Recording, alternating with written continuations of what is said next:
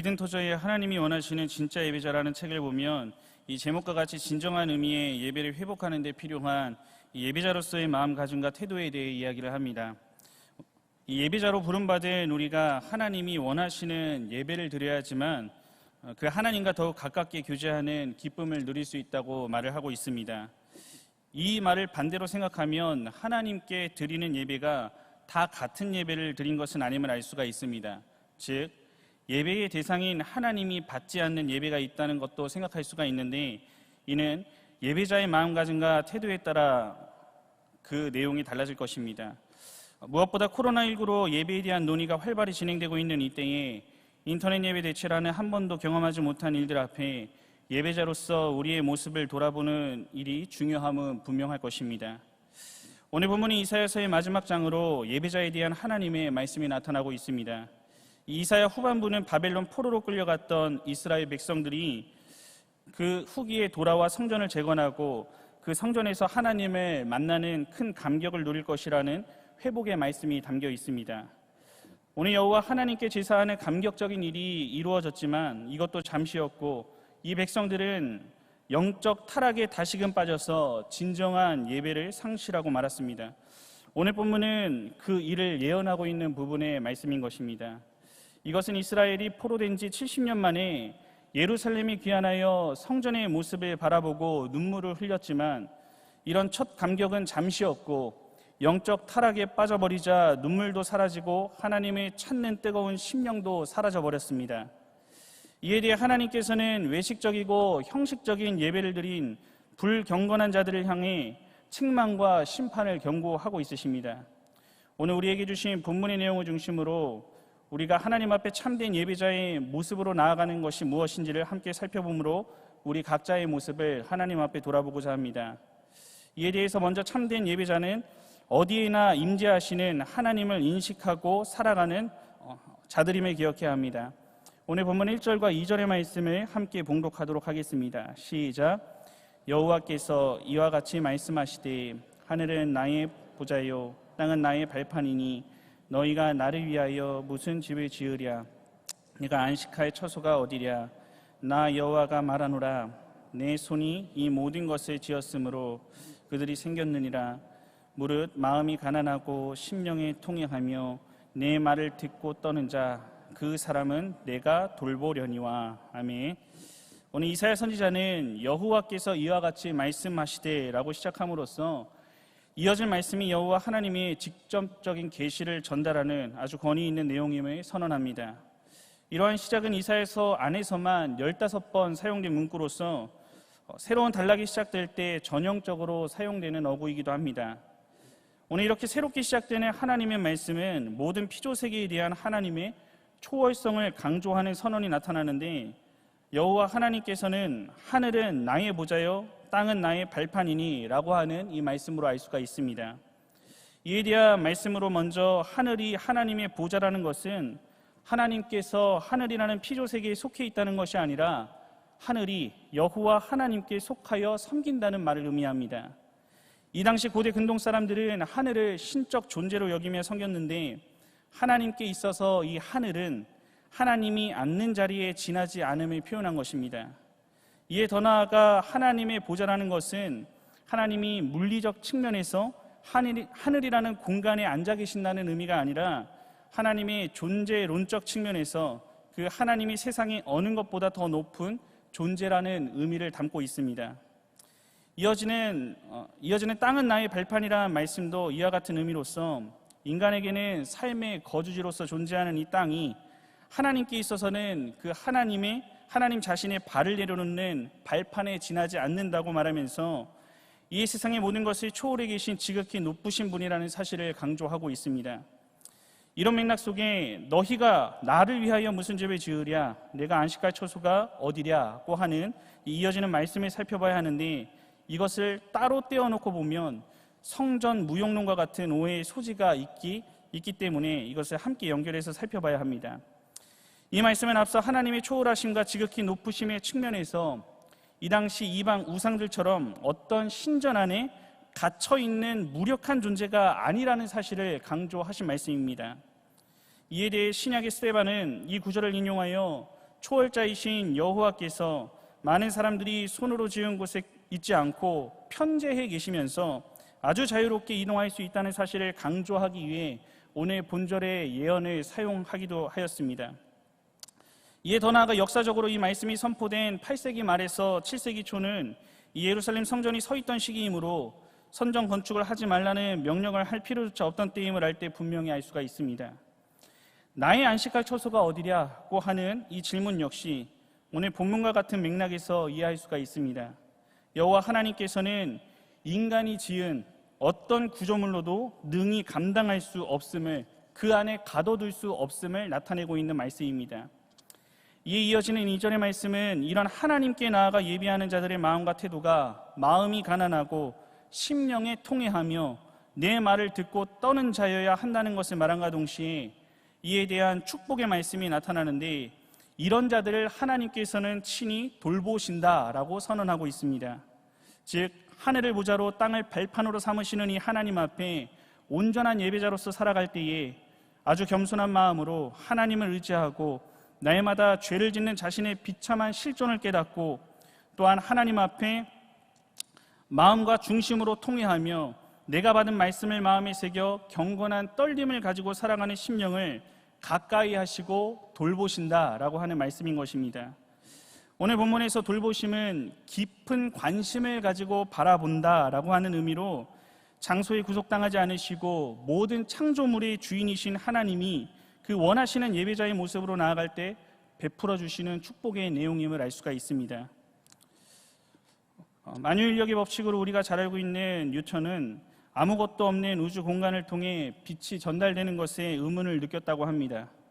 이 빛이 전달되기 위해서 공간은 비어있는 것이 아니라 에테르라는 것으로 가득 차 있다고 그의 연구 가운데 살펴보면 나타나고 있습니다. 이뿐만이 아니라 이 지구에는 보이지 않는 공기가 가득 차 있어 우리의 호흡을 돕고 있습니다. 오늘 이렇다면 이 모든 형상을 창조하신 하나님이 모든 장소에 충만히 임재하신다는 것도 부정할 수 없는 일이 될 것입니다. 이것은 더욱이 하나님은 이 세상의 물질이라는 개념에 한정된 분이 아닌 영으로서 존재하는 분이심을 우리는 직시해야 합니다. 우리가 만약 우리의 일상 속에서 무소부재하신 하나님을 인식하지 못하고 이 교회 안에만 갇혀 계신 것으로 안다면 이 교회 안과 밖에서의 삶이 이중적으로 나뉘게 될 것임이 분명합니다. 이에 관련하여 신학자들은 하나님의 무한대성과 또한 편재성을 구별해 왔습니다. 무한대성은 공간성을 암시하는 것이고, 이 편재성은 무엇인가로 채워진 혹은 구체적인 공간과 하나님과의 관계를 가리킵니다. 무한대성은 하나님에게 공간적 한계가 없다고 말하고, 이 편재성은 공간을 향한 하나님의 성향을 설명하고 있습니다. 이것을 달리 표현하면 하나님의 무한대성은 하나님의 피조물과 구별됨을 말하는 반면에 하나님의 편재하심, 이 하나님의 편재성은 하나님과 세상과의 관계, 즉 하나님이 창조 질서 가운데 모든 곳에 거하신다라고 하는 점을 염두에 둔 이해입니다. 유한한 우리로서는 상상할 수밖에 없는 일이지만 하나님은 시간에서든 공간에서든 어떤 식으로도 얽매이지 않으시는 분임을 기억해야 합니다. 이에 대해 종교개혁자 칼빈은 우리 개인은 하나님의 성전이라는 측면에서 생활에서도 예배가 가능하다고 역설했습니다. 이것이 바로 우리가 잘 알고 있는 하나님 앞에서라고 하는 라틴어 코람데오와 연결되어 있습니다. 우리 신자들은 교회 안에서뿐만이 아니라 일주일의 삶 전부와 생활 자체가 예배가 되도록 노력해야 한다는 이 예배의 실천을 강조한 말씀입니다. 여호와 하나님 앞에서는 신자의 생활 모두가 예배가 될 수 있다는 폭넓은 개념을 말을 하고 있습니다. 이러한 사실을 깨닫게 될 때에 특별한 상황 속에 인터넷으로 드려지는 예배 역시 마찬가지가 될 것입니다. 그 시간 역시 하나님은 여러분의 각 처소에 임재하시어 충만히 거하신다는 사실을 한시도 잊지 말아야 합니다. 예배당에 나와 예배할 때와 동일한 마음을 가지고 경건한 자세로 하나님 앞에 온전한 예배를 올려드려야 함이 마땅한 것입니다. 내 할 일 다 하고 또한 옆에 있는 내 가족들과 할 얘기 다 하면서 마치 예배를 관람하듯 참여해서는 안 될 것입니다. 우리는 비록 교회에 나와 예배할 수 없다는 사실, 이것은 참으로 마음 아픈 일임에는 분명하지만 특별한 이 상황 속에서 인터넷이라는 수단을 통해 하나님께 예배할 수 있음을 기억하고 오히려 감사함으로 우리에게 수단으로 허락하여 주신 일 가운데 영과 진리의 예배를 드리기에 힘쓰며 나아가야 하는 것입니다. 이와 동시에 변하지 않는 분명한 사실 한 가지를 기억해야 하는데, 인터넷 예배의 편리성에 젖어 마땅히 예배당을 나올 수 있음에도 나오지 않는 것은 우리가 경계해야 할 모습 중 하나라고 할 수 있을 것입니다. 이 말씀 앞에 예배자로서 여러분의 모습은 어떠합니까? 오늘 우리는 예배당이나 여러분이 드리는 각자의 처소에서나 한 주의 삶 모두 무소부재하신 하나님 앞에 예배자로서 살아갈 수 있음을 기억해야 합니다. 마음이 가난하고 심령에 통회하며 내 말을 듣고 떠는 자, 즉 어디서나 임재하시는 하나님 앞에서 늘 겸손한 마음을 가지시고 나의 죄악을 돌아보며 날마다 회개하시고 하나님의 말씀을 떨림으로 받아 삶 속에 적용하며 나타내야 하는 것입니다. 이런 모습을 나타내므로 하나님의 깊은 관심을 가지고 친히 돌보시는 존귀한 존재로 여김을 받는 모든 성도님들의 삶이 되기를 간절히 바랍니다.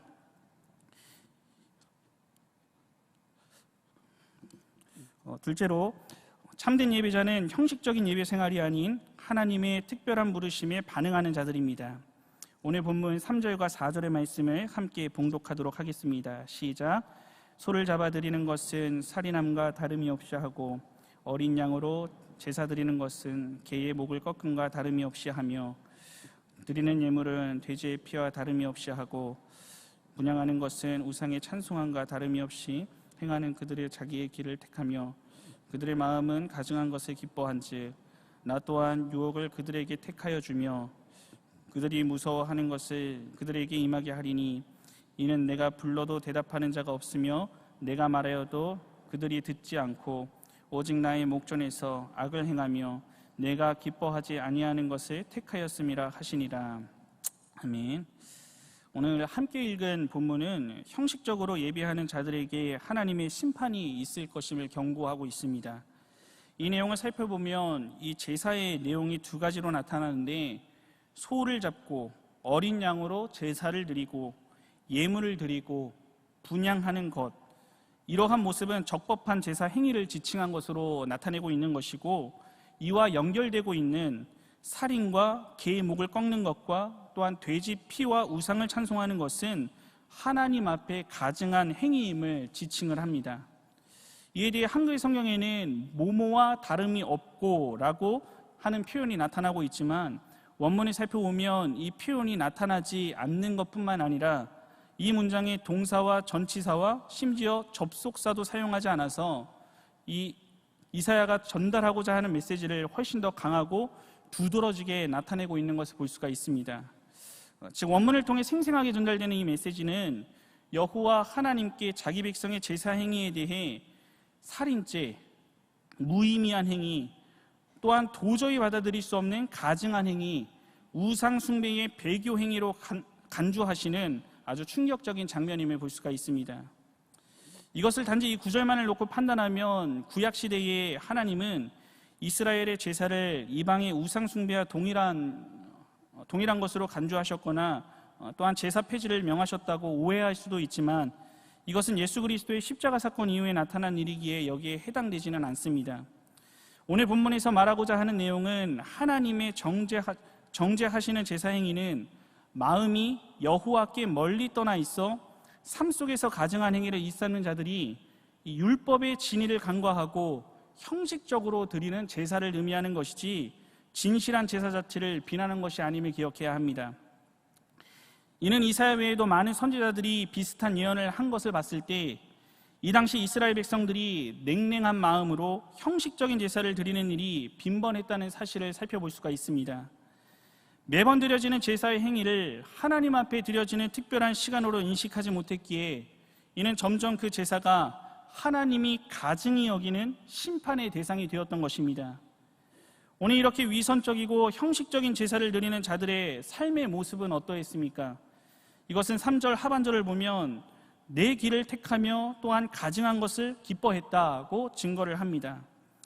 이 말씀은 이어지는 4절과 상호 호응을 이루고 있음이 문법상 분명한데, 이를 연결해서 봤을 때에 위선적인 예배자들이 내가 패역한 길을 선택했기에 하나님은 그들에게 그 죄악에 합당한 것을 선택해서 갚으실 것이다 라고 하는 내용임을 알 수가 있습니다. 오늘 본문에서 자기의 길을 택한다 라고 하는 것은 하나님이 뜻하는 길과 다른 길이고, 또한 타락한 본성이 지시하는 바를 따라 제멋대로 달려가는 길을 의미합니다.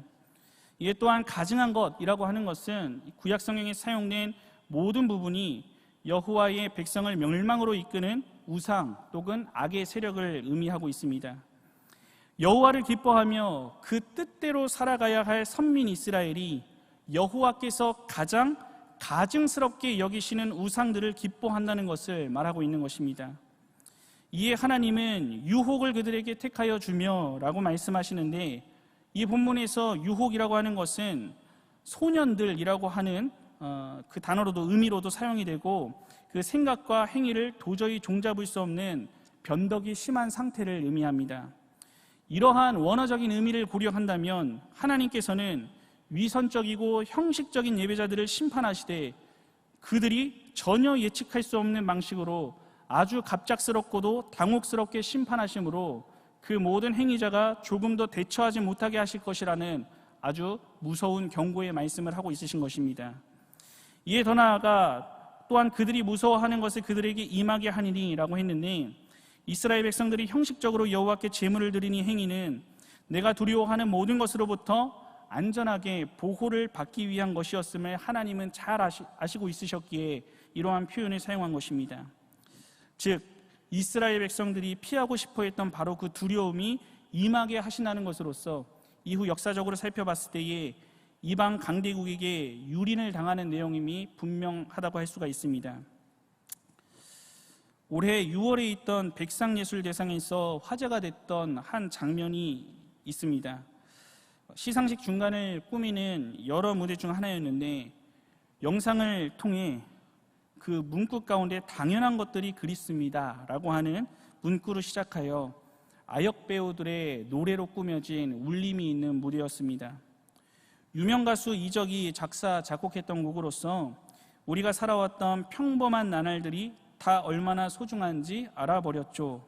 또한 내가 당연히 끌어안고 당연히 사랑하던 날, 그 날은 다시 돌아올 거예요 라고 하는 가사 등 이 코로나19로 우리가 누렸던 모든 일상의 일들이 당연한 것들이 아니었다는 내용을 담고 있습니다.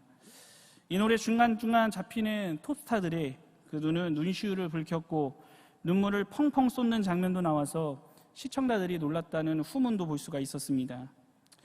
이러한 코로나19 사태로 이런 감정을 느끼는 것은 믿지 않는 세상 사람뿐만 아니라 우리 신자들이 절실하게 느끼고 있는 마음이기도 합니다. 우리가 당연히 여겼던 구역 예배, 신방을 받는 일, 성경 공부를 하는 것, 무엇보다 예배당 예배를 드리고 싶어도 하나님 앞에 드릴 수 없는 상황을 통과하면서 회복을 위해 우리 모두가 눈물로 기도했고, 또한 지금도 일부 제한된 상황 속에 진행되고 있는 현실 가운데 있습니다. 이것은 정말 너무도 당연한 것으로 여긴 이 예배당 예배가 우리가 사실은 우리에게 허락하신 하나님의 특별한 은혜로 진행되었다는 것을 하나님께서 깨닫게 되는 순간순간을 통과하고 있습니다. 이에 대해 어쩌면 당연한 것으로 여겼기에 나도 모르게 형식적인 예배자의 모습으로 하나님 앞에 서게 되었을 수도 있고, 어느덧 그 생활에 묻어져서 아무런 감격도 없이 교회를 출입하고 말씀을 받았음에도 내 뜻대로 살아가는 시간들이 길어지고 있었던 것이 나의 모습일지도 모르겠습니다. 여호와 하나님께서는 이런 형식적이고 위선적인 예배를 무의미하고 가증스럽고 우상숭배라고까지 여기시기에 우리에게 브레이크를 걸고 우리 각자의 모습을 돌아보게 하심으로 심판에 이르지 않도록 하나님께서 기회를 주셨음을 기억을 해야 합니다. 이 코로나19 사태를 통과하는 우리는 이 사태가 하나님의 주권과 섭리 속에 진행됨을 굳게 믿고 그 뜻을 간절히 구하며 나아갈 때에 먼저 하나님 앞에 부족한 내 모습을 돌아보고 회개하며 결단했을 그 기도의 제목이 다 있으실 것입니다. 무엇보다 제한된 예배의 현실을 마주하며 이전의 예배자로서 내 모습들을 돌아보고 예배와 관련된 나름대로의 결단이 있을 것이라 생각됩니다. 내가 당연시 여겼던 예배, 매번 몸이 건조하게 하나님께 드리는 헌금, 내 마음 내키는 대로 오기도 하고 쉬기도 하는 예배 생활, 내게 단 말씀만 순종하고 쓴 말씀은 뱉어내는 모습 등 이 모든 행동들이 진정 하나님이 받으실 만한 예배자의 모습인지를 이 시기를 통해 생각하게 하신 것입니다. 이제 모든 예배가 일부 완화되는 이때에 오늘 우리는 우리의 지난날에 부족했던 내 모습을 돌아보고 또한 결단했던 그 기도가 행함을 통해 나타나야 할 때임을 기억해야 합니다. 모든 예배의 자리에서 언제나 우리를 불러주시는 하나님의 특별한 부름에 온전히 반응하여서 우리가 피하고 싶던 그 두려운 무언가의 심판의 대상이 아니라 여호와 하나님의 귀한 돌보심의 대상으로서 진정한 예배자의 자리에 서 있는 모든 성도님들이 되시기를 간절히 바랍니다. 오늘 헌신하시는 13에서 15 남전도의 회원과 성도 여러분, 장중한 예배당 또한 정해진 시간에 드리는 예배, 찬송 소리와 기도 등 우리가 하나님 앞에 필수적인 요소들이라고 하는 것들이 있다 하더라도 그 순서에 어울리는 진정한 예배의 마음이 없다면 아무런 소망이 없음을 기억해야 합니다. 여호와 하나님께 목마른 마음, 또한 주님의 은혜를 구하기 전에 일주일 동안 살았던 삶에 대해 깊이 돌아보고 통회하는 심령, 말씀에 떨림이 있어야 하는 것입니다. 이러한 일은 교회 안에서뿐만 아니라 진정한 예배자로서의 삶은 예배당 문을 열고 나가면서 시작된다라고 하는 이 말처럼 여러분의 일상 속에도 무소부재하신 하나님 앞에서 내 죄악된 모습들을 돌아보고 회개하며 떨리는 마음으로 내가 받은 말씀을 세상 가운데 나타내며 예배자로서 살아가기를 힘써야만 하는 것입니다. 이전의 제사는 하나님이 자기의 백성들을 당신과의 관계로 초청하는 것이며 이것이 본질이고 신자에게만 허락된 특별한 일임을 기억해야 합니다. 하나님은 영이신데 하나님의 가장 닮은 것은 우리의 육체가 아니라 우리의 영혼입니다. 영혼과 마음에서 우러나오는 하나님을 향한 진실한 사랑, 어찌하든지 주님과 온전히 하나가 되기를 원하는 깊은 목마름이 없을 때에 모든 제사는 그 순서가 아무리 뛰어나게 아름답다고 할지라도 우리 주님을 향해서는 불결하게 여겨지는 목록이 될 뿐임을 기억해야 합니다. 오늘 우리에게 주신 말씀을 기억하시면서 모든 공적 예배가 비록 제한적이지만 이번 주 금요반 기도회까지 시작되는 이 시점에 여호와 하나님 앞에 서 있는 예배자로서의 내 모습을 돌아보므로 하나님의 심판의 대상이 아니라 하나님이 돌보시는 특별한 존재로 여김을 받는 모든 성도님들과 오늘 헌신하시는 남전도의 회원들이 되시기를 간절히 바랍니다.